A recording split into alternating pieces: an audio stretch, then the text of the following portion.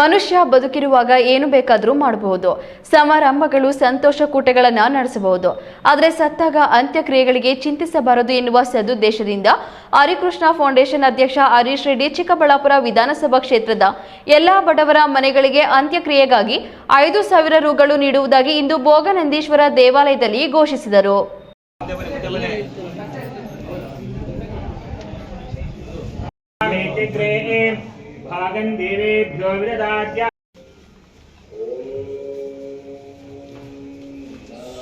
ಚಿಕ್ಕಬಳ್ಳಾಪುರ ವಿಧಾನಸಭಾ ಕ್ಷೇತ್ರದಾದ್ಯಂತ ಮಳೆ ಬೆಳೆ ಚೆನ್ನಾಗಿ ಆಗಿ ರೈತರಿಗೆ ಬಂದೊದಗಿರುವ ಕಷ್ಟ ಕಾರ್ಪಣ್ಯಗಳು ದೂರವಾಗಲಿ ಎಂದು ಪ್ರಾರ್ಥಿಸಿ ಹರಿಕೃಷ್ಣ ಫೌಂಡೇಶನ್ ಅಧ್ಯಕ್ಷ ಹರೀಶ್ ರೆಡ್ಡಿ ಇಂದು ಭೋಗನಂದೀಶ್ವರನಿಗೆ ವಿಶೇಷ ಪೂಜೆ ಸಲ್ಲಿಸಿ ಅಭಿಷೇಕ ಮಾಡಿಸಿ ಪ್ರಾರ್ಥನೆ ಮಾಡಿದ್ರು.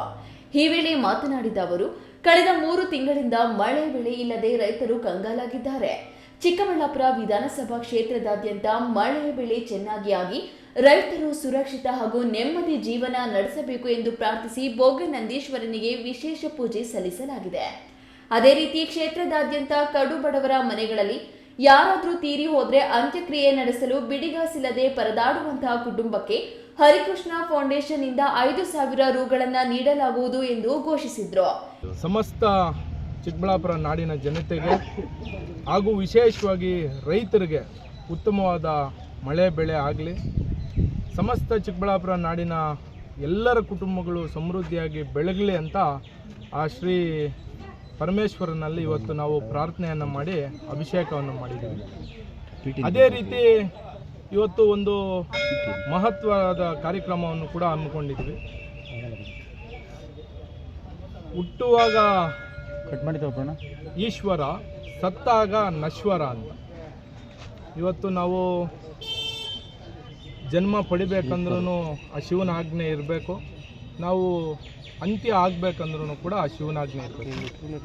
ಆ ಒಂದು ಶಿವನ ಆಜ್ಞೆಯಿಂದ, ಶಿವನ ಒಂದು ಆಶೀರ್ವಾದದಿಂದ ಇಡೀ ನಮ್ಮ ಚಿಕ್ಕಬಳ್ಳಾಪುರ ವಿಧಾನಸಭಾ ಕ್ಷೇತ್ರದ ಚಿಕ್ಕಬಳ್ಳಾಪುರ ತಾಲೂಕು ಹಾಗೂ ಮಂಚೇನಹಳ್ಳಿ ತಾಲೂಕು ಎರಡೂ ತಾಲೂಕಿನಲ್ಲಿ ಯಾರ್ಯಾರು ಅರ್ಹ ಬಡವರು, ಅದರಲ್ಲೂ ಕೂಡ ಶೋಷಿತರು ಯಾರ್ಯಾರು ಅವ್ರ ಕೈಯಲ್ಲಿ ಒಂದು ಏನು ನಿಧನರಾದರೆ ಅಂತ್ಯಕ್ರಿಯೆ ಮಾಡೋಕ್ಕೆ ಅವ್ರಿಗೆ ಅಷ್ಟೊಂದು ಶಕ್ತಿ ಇರಲ್ಲ, ಅಂಥ ಕುಟುಂಬಗಳಿಗೆ ಇವತ್ತು ನಾನು ಅವ್ರ ಜೊತೆ ನಿಂತ್ಕೊಳ್ಳೋ ಅಂಥ ಕೆಲಸ ಅವರ ಒಂದು ಮನೆಯ ಮಗನಾಗಿ, ಅವ್ರ ಕುಟುಂಬದ ಒಬ್ಬ ಸದಸ್ಯನಾಗಿ ನಾನು ಮಾಡ್ತಾಯಿದ್ದೀನಿ.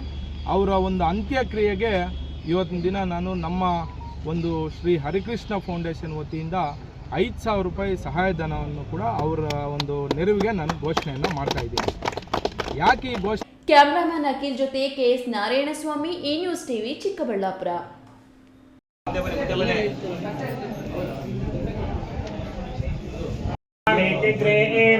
ಭಾಗಂ ದೇವೇಭ್ಯೋ ವಿದದಾತ್ಯ